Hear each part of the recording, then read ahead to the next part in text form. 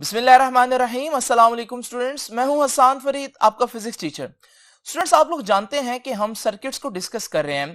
पहले हम लोगों ने इंडिविजुअल सर्किट्स डिस्कस किए जिनमें सिर्फ एक सर्किट एलिमेंट लगा होता था। फॉर एग्जांपल, हमने ऐसा सर्किट डिस्कस किया जिसमें सिर्फ रेजिस्टर लगा हुआ है, या सिर्फ कैपेसिटर लगा हुआ है, या सिर्फ इंडक्टर लगा हुआ है। लेकिन फिर हम लोगों ने इनके कॉम्बिनेशंस को भी स्टडी किया। जैसे हमने ऐसा सर्किट पढ़ा जिसमें रेजिस्टर और कैपेसिटर दोनों लगे हुए हैं, ऐसा सर्किट भी पढ़ा जिसमें रेजिस्टर और इंडक्टर दोनों लगे हुए थे। लेकिन अब वक्त आ गया है कि हम ऐसे सर्किट पढ़ें जिसमें रेजिस्टर, इंडक्टर और कैपेसिटर तीनों लगे हों। इसे हम कहेंगे स्टूडेंट्स RLC सीरीज सर्किट। अब ये सर्किट कैसा होगा, इसकी प्रॉपर्टीज क्या होंगे, ये हम जानेंगे आज के लेक्चर में। तो आइए स्टूडेंट्स स्टार्ट करते हैं आज का लेक्चर। स्टूडेंट्स, जैसे कि आप लोग देख रहे हैं कि हमारे पास सीरीज रेजोनेंस सर्किट हम लोगों ने आज डिस्कस करना है। अगर आप यही आर्टिकल बुक में डिस्कस करें तो आप लोग देखेंगे कि बुक के अंदर कोई हेडिंग्स नहीं है, जिसकी वजह से बच्चों को हमेशा की तरह यहां पर भी मसला होता है कि इस आर्टिकल को बेसिकली लिखना किस तरह से है। इसी वजह से स्टूडेंट्स आप लोग देख रहे हैं कि मैंने डिफरेंट हेडिंग्स जो है वो यहां पर लिखी है, ताकि हम इसको एज ए लॉन्ग क्वेश्चन किस तरह से अटेम्प्ट करना ये भी सीखें। अब स्टूडेंट, सबसे पहले तो हम देखते हैं कि एक RLC सर्किट होता क्या है। तो जैसे कि मैंने आपको बताया है कि R जो है उसका मतलब रेजिस्टर है, L जो है वो इंडक्टर और C जो है वो कैपेसिटर को रिप्रेजेंट कर रहा है। तो RLC सर्किट एक ऐसा सर्किट होगा जिसमें मैं एक AC सोर्स के साथ एक रेजिस्टर, एक इंडक्टर और एक कैपेसिटर जो है वो सीरीज में लगाऊंगा। इसे हम बोलते हैं कि ये हमारे पास एक RLC सर्किट है। तो अगर आपको डिफाइन करना पड़े कि what is an RLC circuit, तो इस सर्किट में बेसिकली क्या होता है, एन AC सोर्स, एक AC सोर्स होता है। An AC source is connected to a resistor, inductor and capacitor. Resistor, inductor और कैपेसिटर, तीन चीजें। और कैसे जोड़ना कैसे है, connected to a resistor, inductor and capacitor in series. Series में जोड़ना, आपको पता है दो तरह से हम जोड़ सकते हैं चीजों को, सीरीज और पैरेलल। यहां सीरीज से जोड़ना है। अगर मैं इसकी डायग्राम बनाऊं तो इसकी डायग्राम कुछ ऐसे होगी स्टूडेंट्स, कि ये हमारा एसी सर्किट है और इस एसी सर्किट के साथ अब हम लोगों ने ये तीनों सर्किट एलिमेंट्स कनेक्ट करने हैं। तो यहां पर मैं आपको एक रेजिस्टर कनेक्ट होता हुआ दिखा देता हूं, यहां पर एक कैपेसिटर तो उसका सिंबल, और यहां पर एक इंडक्टर और उसका सिंबल। आप लोग जानते हैं इस रेजिस्टर की रेजिस्टेंस R होगी, इस कैपेसिटर की कैपेसिटेंस C होगी और इस इंडक्टर की इंडक्टेंस जो है वो L होगी। तो ये है हमारे पास एक RLC सर्किट। लेकिन ये सीरीज सर्किट क्यों है? क्योंकि स्टूडेंट्स, अगर आप इस सर्किट को गौर से देखें, इस सर्किट को थोड़ी देर के लिए आप इस तरह से इस शेप में देखें, तो आप लोग देखेंगे कि जहां रेजिस्टर का एंड हो रहा है वहां से कैपेसिटर जो है वो कनेक्टेड है, और जहां कैपेसिटर का एंड हो रहा है वहां से इंडक्टर कनेक्टेड है। यानी ये एंड टू एंड कनेक्टेड है सारे सर्किट एलिमेंट्स, और इस तरह के कॉम्बिनेशन को हम सीरीज कॉम्बिनेशन कहते हैं। तो ये हमारे पास एक सीरीज कॉम्बिनेशन है। बच्चे ये कह सकते हैं कि सर ये तो देखें एक दूसरे के पैरेलल आ रहे हैं। नहीं स्टूडेंट्स, ये मैथमेटिक्स वाला पैरेलल नहीं है, बल्कि यहां पर सीरीज हम इसलिए बोल रहे हैं क्योंकि इन सब में एक जैसा करंट पास करेगा। करंट के पास कोई और ऑप्शन नहीं है, जो करंट यहां से निकलेगा वही रेजिस्टर में से, वही कैपेसिटर, वही इंडक्टर में से पास करेगा, क्योंकि करंट के पास कोई और रास्ता नहीं है। अब स्टूडेंट्स जरा तवज्जो से देखिए, आप लोग जानते हैं रेजिस्टर को हम पहले ही पढ़ते आ रहे हैं। रेजिस्टर का काम क्या है? करंट को अपोज करना। अगर मैं आपसे पूछूं इनका काम क्या है, तो आप बताएंगे कि इनका काम एनर्जी स्टोर करना है। कैपेसिटर एनर्जी स्टोर करता है in the form of electric field, और इंडक्टर भी एनर्जी स्टोर करता है in the form of magnetic field. इनको चैप्टर नंबर 12 और चैप्टर नंबर 14 में हम लोग पढ़कर आए। लेकिन यहां मैंने आपको एक एडिशनल बात बताई थी बिल्कुल स्टार्ट में, वो क्या है कि हमारे पास नो डाउट ये जो रेजिस्टेंस है इसका तो काम ऑपोजिशन देना ही है, और इसकी ऑपोजिशन को हम रेजिस्टेंस कहते हैं। जितना ये करंट को रोकता है उसे हम बोलते हैं रेजिस्टेंस, जिसे हम कैपिटल R से रिप्रेजेंट करते हैं। अब ये जो कैपेसिटर स्टूडेंट्स, ऑल्दो इसका असल काम एनर्जी स्टोर करना है, लेकिन ये भी ऑल्टरनेटिंग करंट को अपोज करने की एबिलिटी रखता है, ये भी करंट को रोकता है। ये जो करंट को ऑपोजिशन देगा ना, जो करंट को रोकने की कोशिश करेगा, उसको मैं रेजिस्टेंस नहीं कह सकता, वो तो सिर्फ रेजिस्टर का काम है। तो ये जो करंट को रोकेगा, जो ऑपोजिशन प्रोवाइड करेगा, उसको मैं कहूंगा कैपेसिटिव रिएक्टेंस, और उसको स्टूडेंट्स हम XC सिंबल देते हैं।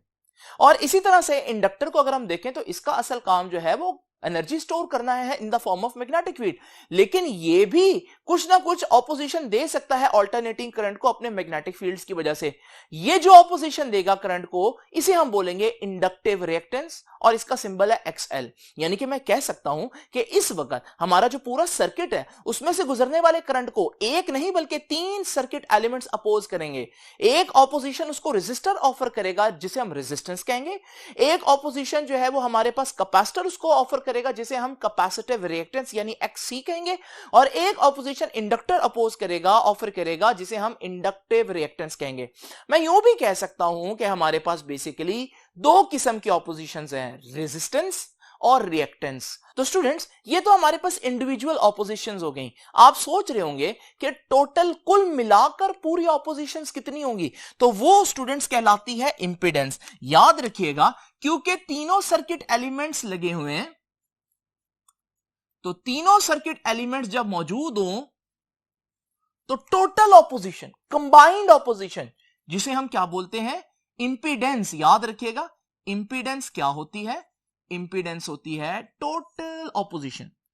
तो ये भी अपोज कर रहा है, ये भी अपोज कर रहा है, ये भी अपोज कर रहा है। अब इसका टोटल ऑपोजिशन का फॉर्मूला क्या होगा, R का स्क्वायर यानी रेजिस्टेंस का स्क्वायर प्लस XL और XC, वो जो दोनों रिएक्टेंस हैं, जो कैपेसिटर की ऑपोजिशन और जो इंडक्टर की ऑपोजिशन है, उसके डिफरेंस का स्क्वायर। अब स्टूडेंट्स, ये फॉर्मूला कहां से आया इसको अभी हम डिस्कस नहीं करेंगे, लेकिन इसको आप लोगों ने एज इट इज याद रखना है कि अगर हमारे पास तीनों सर्किट एलिमेंट्स मौजूद हो सर्किट के अंदर, तो फिर ऑपोजिशन टू द करंट जो है वो इनकी कंबाइंड ऑपोजिशन होगी। वो कंबाइंड ऑपोजिशन यानी कि इंपीडेंस का फॉर्मूला क्या होता है, रेजिस्टेंस का square plus difference of reactance का स्क्वायर। अब स्टूडेंट्स, यहां एक और बात बताता चलो, 3 किस्म की ऑपोजिशंस हैं, resistance, capacitive reactance, inductive reactance. Students, जो XC है इसका फॉर्मूला याद रखिएगा, इसका फॉर्मूला है 1/ωc, या ओमेगा की जगह हम लिख सकते हैं 2πfc। ये फॉर्मूला हम लोगों ने पहले पढ़ा हुआ है। इसी तरह से स्टूडेंट्स, जो XL है उसका फॉर्मूला है ωL, और ओमेगा की जगह 2πf अगर मैं लिख दूं तो 2πf और साथ आ जाएगा L। अब यहां नोट करने वाली बात क्या है स्टूडेंट्स, ये तीनों बातें बड़ी इंपॉर्टेंट है। नोट करने वाली बात यह है कि हमारे पास रेजिस्टेंस के फार्मूला में फ्रीक्वेंसी का ताल्लुक ही नहीं है, यानी कि मैं कह सकता हूं कि resistance is basically independent of frequency. Resistance frequency पर डिपेंड नहीं करती।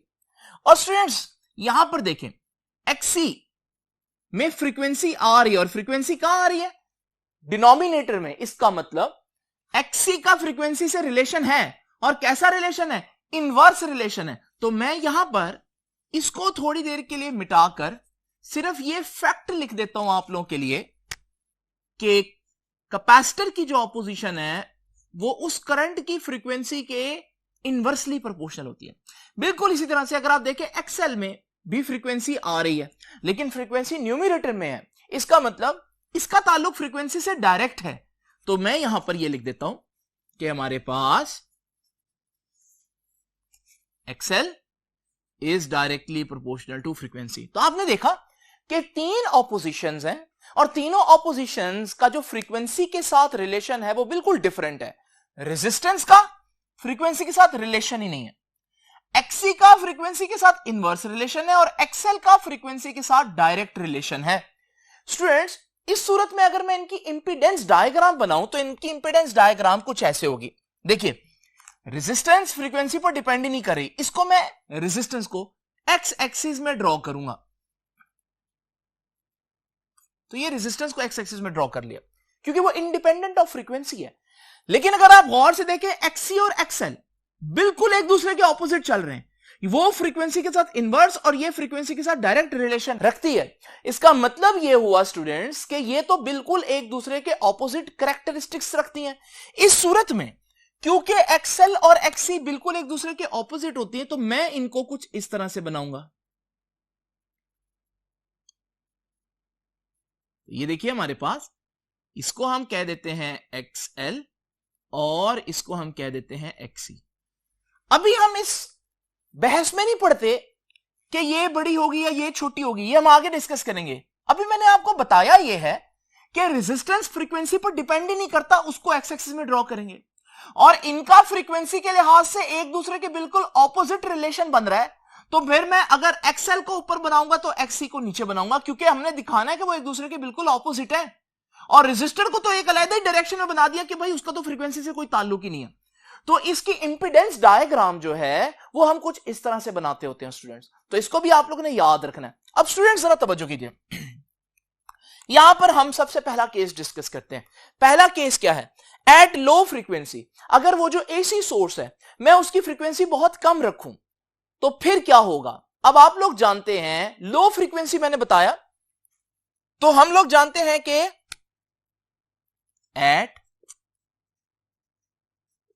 लो फ्रीक्वेंसी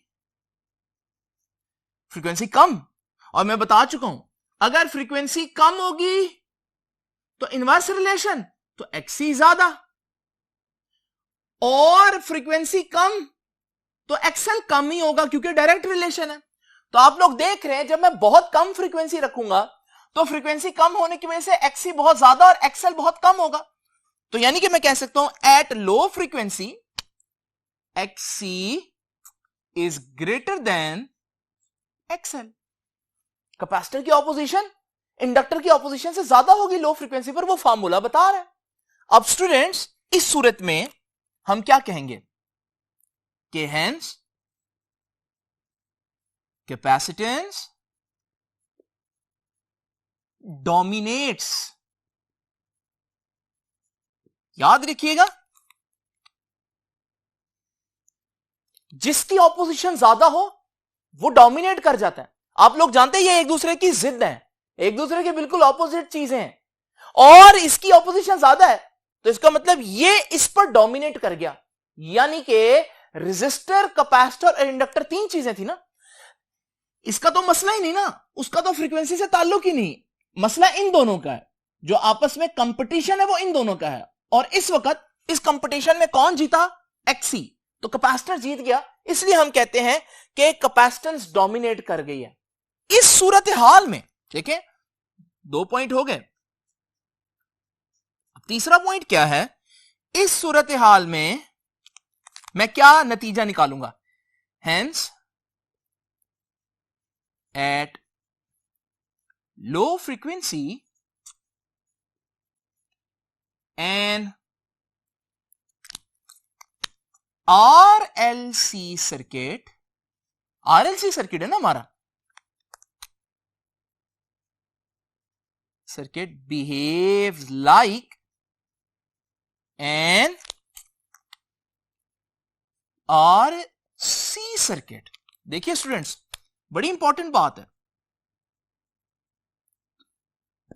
कि असल में सर्किट क्या है? सर्किट वो है जिसमें तीन चीजें लगी हुई हैं, रेजिस्टर, इंडक्टर और कैपेसिटर। लेकिन इंडक्टर और कैपेसिटर की तो आपस में जिद थी, और लो फ्रीक्वेंसी पर उस जिद में कौन जीता? कैपेसिटेंस डोमिनेट कर गई, और कैपेसिटेंस डोमिनेट कर गई तो इन दोनों में से कैपेसिटेंस जीत गई, तो रेजिस्टेंस ने तो वैसे ही रहना है, लेकिन एल और सी में से सी जीत गया, तो है ये आरएलसी सर्किट। लेकिन अभी ये बिहेव बिल्कुल वैसे करेगा जैसे एक आरसी सर्किट बिहेव करता है। यानी आप यूं समझे जैसे इंडक्टर लगा ही नहीं हुआ। क्या लगा नहीं हुआ? असल में लगा हुआ है, लेकिन उसकी प्रॉपर्टीज पर ओवरकम कर गया या डोमिनेट कर गया कैपेसिटर्स की प्रॉपर्टीज। इस वजह से थोड़ी देर के लिए आप इसको बिल्कुल आरसी सर्किट की तरह इमेजिन कर सकते हैं। तो स्टूडेंट्स, ये तीन बातें आप लोगों ने देखी। इस सूरत में मैं इसकी इंपीडेंस डायग्राम कैसे बनाऊं? तो आप लोग जानते हैं रेजिस्टेंस का तो इनके साथ कंपटीशन ही नहीं है, क्योंकि उसका साथ फ्रीक्वेंसी का कोई रिलेशन नहीं। तो मैं रेजिस्टेंस को मैंने आपको बताया कि एक्स एक्सिस में अलग ही ड्रॉ करेंगे। ठीक है जी। अब आपको मालूम है इन दोनों ऑपोजिशंस में से कौन जीता? एक्ससी जीता। तो इस सूरत में मैं XC को ज्यादा और XL को कम बनाऊंगा। तो ये है इस वक्त हमारी इंपीडेंस डायग्राम। ये इंपीडेंस डायग्राम कब है? एट लो फ्रीक्वेंसी AC, जब जो AC आपने AC सोर्स अटैच किया है उसकी फ्रीक्वेंसी बहुत कम है। तो स्टूडेंट्स यही तीनों बातें अब मैं हाई फ्रीक्वेंसी में भी डिस्कस करूंगा आप लोगों के साथ। देखिए high frequency AC, high frequency AC क्या है? अगर वो जो AC सोर्स है उसकी पोलैरिटी बड़ी तेजी से चेंज हो, प्लस माइनस आपस में बड़ी तेजी से चेंज हो, इसे हम बोलते हैं ये हाई फ्रीक्वेंसी AC है। अगर हाई फ्रीक्वेंसी AC हो तो फिर क्या होगा? अब देखो फ्रीक्वेंसी मैंने कर दी ज्यादा, रूल तो वही है। अब जब फ्रीक्वेंसी ज्यादा होगी, आपको मालूम है इनवर्स रिलेशन, फ्रीक्वेंसी ज्यादा तो XC कम, और यहां डायरेक्ट रिलेशन है तो फ्रीक्वेंसी ज्यादा तो XL ज्यादा होगी। यानी यहां क्या हुआ? यहां XL ज्यादा हो गया। तो इसका मतलब हम कह सकते हैं कि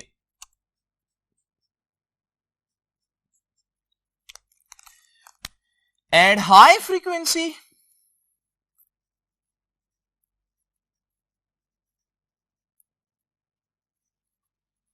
XL जीत जाएगा, ज्यादा हो जाएगा, क्योंकि डायरेक्ट रिलेशन है फ्रीक्वेंसी से। तो हाई फ्रीक्वेंसी मोर हाई XL, तो XL is greater than XC। पहली बात, जब इंडक्टर जीत गया, इंडक्टर की ऑपोजिशन जीत गई, तो इंडक्टेंस डोमिनेट कर गई, तो फिर हम कहेंगे हेंस इंडक्टेंस डोमिनेट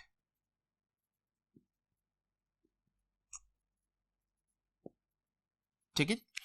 अब इंडक्टेंस डोमिनेट कर गई, असल में सर्किट क्या था? RLC circuit. तो hence at high frequency an RLC circuit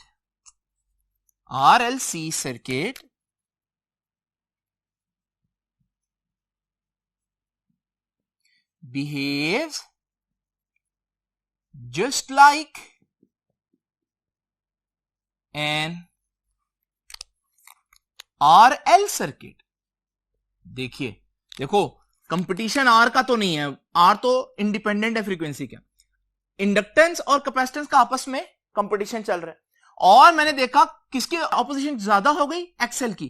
तो इसका मतलब XL डोमिनेट कर गया, तो इंडक्टर और कैपेसिटेंस में से इंडक्टर डोमिनेट कर गया। जब इंडक्टर डोमिनेट कर जाएगा तो फिर इंडक्टर जीत जाएगा कैपेसिटेंस से, तो हमारे पास इसकी प्रॉपर्टीज जो है वो आ जाएंगी सर्किट के अंदर। तो हम कहेंगे है तो RLC सर्किट, हमने कैपेसिटर उतारा नहीं है, लेकिन कैपेसिटर की प्रॉपर्टीज पर डोमिनेट कर गई है इंडक्टर की प्रॉपर्टीज, इस वजह से है ये RLC सर्किट, बट बिहेव करेगा RL सर्किट की तरह। कब? Eight high frequency. अब डेफिनेटली इसकी इंपीडेंस डायग्राम क्या होगी? जैसे कि मैंने आपको बताया तरीका, तीन चीजें हैं। R जो है उसका तो फ्रीक्वेंसी से रिलेशन ही नहीं है, तो उसको तो हम अलग एक्स एक्सिस में ड्रॉ करेंगे। इन दोनों का आपस में कंपटीशन है, और इस केस में जब हाई फ्रीक्वेंसी है, आपने देखा XL XC से ज्यादा है, तो अब के मैं XL का वेक्टर बड़ा बनाऊंगा। दोबारा एक दफा ड्रॉ कर लेते हैं, ये रेजिस्टेंस, तो XL का वेक्टर बड़ा होगा, XC का वेक्टर छोटा होगा। ये XC है और ये है XL। देखिए स्टूडेंट्स, वही डायग्राम यहां पर भी थी, लेकिन यहां पर XC का वेक्टर बड़ा था, XL का वेक्टर छोटा था, क्योंकि कैपेसिटेंस डोमिनेट कर रही है लो फ्रीक्वेंसी पर। हाई फ्रीक्वेंसी पर बिल्कुल उल्ट हो गया। अब स्टूडेंट्स, हमने एक्सट्रीम फ्रीक्वेंसीज डिस्कस कर ली, बहुत कम फ्रीक्वेंसी पर क्या होगा और बहुत ज्यादा फ्रीक्वेंसी पर क्या होगा। अब डेफिनेटली आप सोच रहे होंगे कि भाई लो फ्रीक्वेंसी पर ये ज्यादा है, हाई फ्रीक्वेंसी पर ये इससे ज्यादा है, तो एक ऐसी फ्रीक्वेंसी भी तो होनी चाहिए जिस पर ये दोनों बराबर हो जाएं। तो आप भी वही बात सोचे जो मैं सोच रहा हूं। स्टूडेंट्स, ऐसी एक फ्रीक्वेंसी एग्जिस्ट करती है, और उस फ्रीक्वेंसी को ही हम कहते हैं रेजोनेंस फ्रीक्वेंसी, जो आज का हमारा आर्टिकल है। तो रेजोनेंस फ्रीक्वेंसी क्या होगी, पहले तो इसको डिफाइन करना पड़ेगा। तो what is resonance frequency? It is the frequency of AC source. ये एसी सोर्स की वो फ्रीक्वेंसी होगी जिस पर एट विच एक्सएल, या पहले मैं लिख देता हूं साथ पूरा, एट विच इंडक्टिव रिएक्टेंस,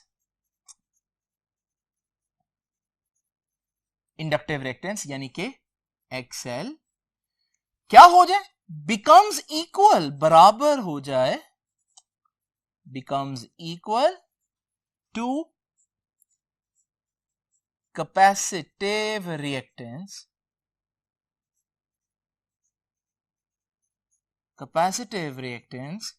यानी XC। तो अगर XL XC के बराबर हो जाए तो फिर हम कहते हैं कि ये हमारे पास रेजोनेंस फ्रीक्वेंसी है। अब स्टूडेंट्स, रेजोनेंस फ्रीक्वेंसी का सिंबल याद रखना है आप लोगों ने। रेजोनेंस फ्रीक्वेंसी का सिंबल है,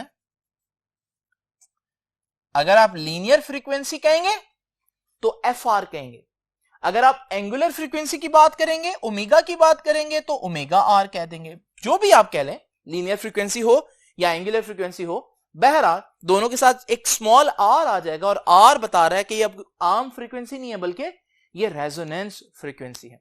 तो स्टूडेंट्स, ये तो हो गया थोड़ा सा तारुफ रेजोनेंस फ्रीक्वेंसी का, लेकिन अब आप डेफिनेटली ये जानना चाहते होंगे कि रेजोनेंस फ्रीक्वेंसी की इंपीडेंस डायग्राम क्या होगी। अब आप खुद ही सोच लें स्टूडेंट्स, रेजिस्टेंस का तो ताल्लुक ही नहीं ना फ्रीक्वेंसी से, तो रेजिस्टेंस को मैं एज इट इज बनाऊंगा,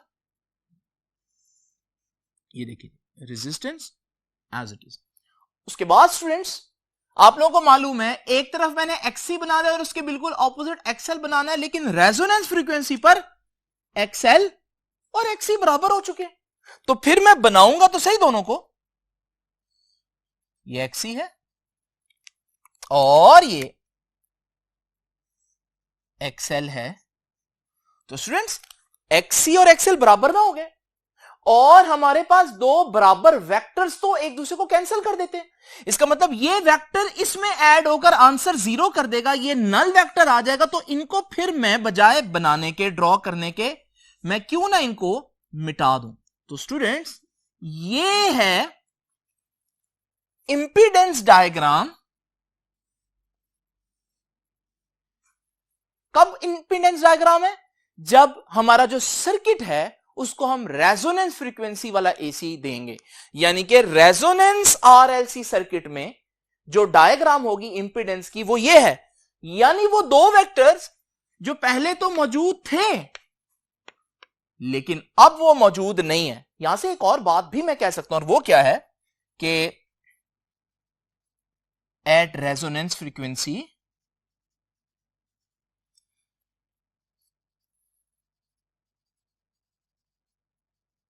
circuit behaves just like a resistive circuit। क्या सिर्फ रेजिस्टर लगा होगा? नहीं स्टूडेंट्स, इंडक्टर भी लगा होगा, कैपेसिटर भी लगा होगा, लेकिन इंडक्टर और कैपेसिटर की ऑपोजिट प्रॉपर्टी एक दूसरे को कैंसिल कर देंगी। इस वजह से हमारे पास रेजिस्टर ही डोमिनेट कर रहा है, सिर्फ बाकी दोनों चीजें आपको नजर नहीं आएंगी। इसका मतलब क्या है रेजिस्टर डोमिनेट कर रहे हैं, मैं बाद में समझाता हूं, लेकिन अभी आप लोग इतना याद रखिए कि एक ऐसी फ्रीक्वेंसी आएगी जिसपे आपका सर्किट, हालांकि कैपेसिटर लगा हुआ है, हालांकि इंडक्टर भी लगा हुआ है, लेकिन आपका सर्किट बिल्कुल रेजिस्टिव बिहेव कर रहा होगा। स्टूडेंट्स, देखा आप लोग ने कि हमने 3 किस्म की फ्रीक्वेंसीज पे बिहेवियर देखा। लो फ्रीक्वेंसी पर क्या होगा, और लो फ्रीक्वेंसी पर हमने देखा कौन ज्यादा होगा, कौन डोमिनेट करेगा, और सर्किट कैसे बिहेव करेगा, और इंपीडेंस डायग्राम क्या होगी। हाई फ्रीक्वेंसी पर कौन ज्यादा होगा, कौन डोमिनेट करेगा, सर्किट कैसे बिहेव करेगा, और इंपीडेंस डायग्राम। फिर रेजोनेंस फ्रीक्वेंसी पर कौन बड़ा होगा, अब हमें पता चल गया कोई भी बड़ा नहीं होगा बल्कि दोनों बराबर हो जाएंगे, XL XC के बराबर हो जाएगा। और सर्किट कैसे बिहेव करेगा? सर्किट ना आर एल होगा ना आर सी होगा, बल्कि सर्किट सिर्फ रेजिस्टिव होगा, सिर्फ आर होगा, और इंपीडेंस डायग्राम पे डेफिनेटली ये बनेगी। अब स्टूडेंट्स डेफिनेटली आप जानना चाहते होंगे कि ये रेजोनेंस फ्रीक्वेंसी कितनी होगी, ये कैसे हम डिसाइड करेंगे? इसके लिए तो हमें कोई फार्मूला चाहिए। तो आइए अब जरा देखते हैं इस आर्टिकल की मैथमेटिकल डेरिवेशन, जिसमें हम रेजोनेंस फ्रीक्वेंसी का फार्मूला डिराइव करेंगे। देखिए स्टूडेंट्स, इस फार्मूला को डिराइव करने के लिए सबसे सिंपल बात जो आपको पता होनी चाहिए वो क्या है? रेजोनेंस फ्रीक्वेंसी होती क्या है? रेजोनेंस फ्रीक्वेंसी वो फ्रीक्वेंसी है जिस पर दोनों यानी कैपेसिटर और इंडक्टर दोनों की ऑपोजिशन आपस में बराबर हो जाए। तो यहीं से इस बात का आगाज करते हैं, डेरिवेशन यहीं से स्टार्ट करते हैं कि एक्स सी कैपेसिटर की ऑपोजिशन बराबर हो जाएगी एक्स एल यानी कि इंडक्टर की ऑपोजिशन के। अब आप लोगों को मैंने स्टार्ट में बताया था एक्सी का फॉर्मूला 1/ओमेगा सी। देखिए क्योंकि रेजोनेंस फ्रीक्वेंसी है तो ओमेगा के साथ छोटा सा आर लिखेंगे। एक्सएल ओमेगा एल के बराबर होता है और उसके साथ भी छोटा सा आर लिखेंगे। अब स्टूडेंट्स हम ओमेगा को एक तरफ ले जाते हैं तो ये ओमेगा उधर जाकर मल्टीप्लाई होगा तो बन जाएगा ओमेगा आर का स्क्वायर, क्योंकि omega R into omega R का स्क्वायर। एल इधर मल्टीप्लाई हो और उधर आकर डिवाइड हो जाएगा तो सी के साथ नीचे आ जाएगा, तो हमारे पास बन गया ओमेगा आर का square is equal to 1/LC। अब स्टूडेंट्स ओमेगा किसके बराबर होता है आप लोग जानते हैं, omega is equal to 2πf। तो ओमेगा की जगह 2πf, और क्योंकि ओमेगा का स्क्वायर है तो इसका भी स्क्वायर आएगा, और रेजोनेंस फ्रीक्वेंसी होने की वजह से एफ के साथ भी हम सिंबल में छोटा सा आर लिखेंगे। राइट हैंड पर चीजें बिल्कुल एज इट इज रहेंगे तो 1/LC ही रहेगा। अब स्टूडेंट्स इसका स्क्वायर लेते हैं, 2 का स्क्वायर 4, पाई का square pi square, F R का स्क्वायर एफ आर स्क्वायर, इधर एज इट इज 1/LC रह जाएगा। हमें चाहिए रेजोनेंस फ्रीक्वेंसी, हम एफ आर को एक तरफ रखते हैं तो 4 भी उधर जाकर डिवाइड हो जाएगा, पाई स्क्वायर भी उधर जाकर डिवाइड हो जाएगा, एलसी ऑलरेडी उधर ही है।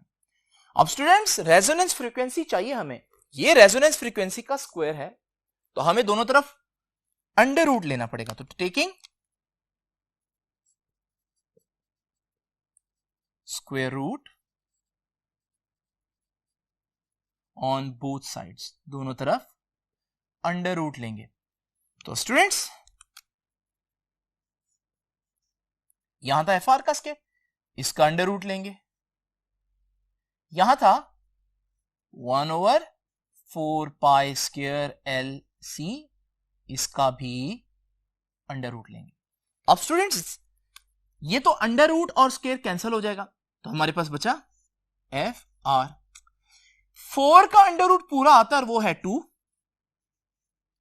पाई का भी स्क्वायर है तो वो भी कट जाएगा तो वो बचेगा पाई, एल और सी के ऊपर under root as it is मौजूद रहेगा। तो स्टूडेंट्स ये है हमारे पास रेजोनेंस फ्रीक्वेंसी का फॉर्मूला। तो रेजोनेंस फ्रीक्वेंसी बराबर होती है 1/2π√LC। बहुत इंपॉर्टेंट, ये आप लोगों के पास रिजल्ट है, इसको आप लोगों ने याद रखना है। इससे एक छोटा सा एमसीक्यू भी बन जाता है स्टूडेंट्स, और वो क्या है, what is the unit of 1/√LC। अब बच्चे इसके यूनिट निकालना शुरू कर देते हैं, लेकिन अगर आपको यह फॉर्मूला पता हो कि भाई 1/√LC जो है वो तो फ्रीक्वेंसी के बराबर है, 2 और पाई का तो यूनिट होता नहीं है, तो 1/√LC का जो यूनिट होगा वो वही होगा जो फ्रीक्वेंसी का होगा। फ्रीक्वेंसी का यूनिट आप लोग जानते हैं कि फ्रीक्वेंसी का यूनिट होता है पर सेकेंड। तो 1/√LC आप कैलकुलेट किए बगैर बता सकते हैं कि इसका यूनिट क्या होगा। अब स्टूडेंट्स हम खुलासा करते हैं इस पूरे लेक्चर का और देखते हैं कि RLC रेजोनेंस सर्किट का इंपॉर्टेंट प्रॉपर्टीज क्या है। स्टूडेंट्स अब हम पढ़ेंगे important characteristics of RLC resonance circuit. जब रेजोनेंस आ जाती है यानी कैपेसिटर और इंडक्टर की ऑपोजिशन अगर हम बराबर कर दें RLC सर्किट के अंदर तो क्या कैरेक्टरिस्टिक्स होंगी। देखिए कुछ बातें बड़ी सिंपल हैं। Number 1, resonance frequency can be given by, किसी भी सर्किट की रेजोनेंस फ्रीक्वेंसी इस फार्मूला से दी जा सकती है। ये वही फार्मूला है जो अभी आप लोगों के सामने मैंने यहां पर डिराइव किया कि हमारे पास रेजोनेंस फ्रीक्वेंसी जो है वो 1/2π√LC के बराबर है। तो पहला पॉइंट तो बहुत सिंपल है कि किसी भी सर्किट की रेजोनेंस फ्रीक्वेंसी क्या होगी, वो कौन सी फ्रीक्वेंसी AC दूं जिस पर वो सर्किट रेजोनेट करना शुरू कर देगा, वो इस फॉर्मूला से आ सकती है। और डेफिनेटली इस फॉर्मूला के अंदर इंडक्टेंस L है और कैपेसिटेंस C है, यानी सर्किट किस फ्रीक्वेंसी पर रेजोनेट करेगा ये डिपेंड करता है सर्किट में इंडक्टेंस कितनी है और कैपेसिटर की कैपेसिटेंस कितनी है। स्टूडेंट दूसरी बात क्या है, impedance at resonance is resistive. Students पहले भी मैं आपको पहले बोर्ड पर बता चुका हूं, आइए जरा चलते हैं पहले बोर्ड पर दोबारा इस पॉइंट को एक दफा रिवाइज कर लेते हैं। स्टूडेंट्स मैंने आपको बताया था कि जब हमारे पास एक RLC सर्किट होगा जिसमें रेजिस्टर, कैपेसिटर और इंडक्टर तीनों होंगे तो उसकी इंपीडेंस डायग्राम कुछ ऐसे होगी जिसमें XC भी होगा और XL भी होगा। लेकिन रेजोनेंस फ्रीक्वेंसी पर XC और XL बराबर हो गए थे। जब ये बराबर हो जाएंगे तो मैं इनको मिटा सकता हूं क्योंकि ऑपोजिट वेक्टर कैंसिल कर देंगे, तो फिर मेरे पास सिर्फ क्या रह जाएगा, रेजिस्टर का ही वेक्टर रह जाएगा जो कि मैंने बनाया था। यानी लगे तीनों हुए हैं सर्किट के अंदर, लेकिन अगर मैं आपसे पूछूं सर्किट की ऑपोजिशन अभी कितनी है, तो दो ऑपोजिशंस ने तो एक दूसरे को कैंसिल कर दिया, तो फिर सर्किट की ऑपोजिशन अभी सिर्फ और सिर्फ रेजिस्टर्स ही है। तो ये पॉइंट मैंने लिखा है, the impedance at resonance is resistive, यानी इंपीडेंस Z जो ऑपोजिशन है टोटल वो क्या है, सिर्फ रेजिस्टर की ऑपोजिशन। क्या बाकी दोनों उतार दिए? नहीं, बाकी सर्किट के अंदर लगे हुए, लेकिन कैपेसिटर जितना करंट को अपोज करेगा इंडक्टर उतना ही करंट को अपोज नहीं करेगा, एक दूसरे को कैंसिल करेंगे क्योंकि इनका फ्रीक्वेंसी के साथ इनवर्स रिलेशन है। उसके बाद स्टूडेंट्स दूसरी बात क्या है, अब देख लें कि आप लोग जानते हैं रेजिस्टर ही लगा हुआ ऐसे समझे, और जब रेजिस्टर लगा होता है तो वोल्टेज और करंट फेज में होते हैं। फेज में होने का क्या मतलब है, फेज में होने का मतलब है कि वोल्टेज और करंट का ग्राफ जो है वो कुछ इस तरह से होता है। वोल्टेज और करंट एक ही पॉइंट पर जीरो होते हैं एक साथ, वोल्टेज और करंट जो है वो एक साथ बढ़ते हैं, एक साथ मैक्सिमम होते हैं, एक साथ कम होते हैं, फिर एक साथ जीरो हो जाते हैं। इसे हम बोलते हैं कि दोनों वेव्स एक दूसरे के साथ फेज में हैं। ऐसा कब होता है, ऐसा सिर्फ रेजिस्टर के केस में होता है। यहां तो इंडक्टर भी है, कैपेसिटर भी है, लेकिन इंडक्टर और कैपेसिटर रेजोनेंस पर एक दूसरे को कैंसिल कर रहे हैं, तो फिर हमारे पास आप यूं समझे सिर्फ रेजिस्टर ही है। और जब सिर्फ रेजिस्टर हो किसी सर्किट में तो फिर ऑल्टरनेटिंग वोल्टेज और ऑल्टरनेटिंग करंट एक दूसरे के साथ फेज में होते हैं। तो ये आप लोग देख सकते हैं कि फेज में होंगे।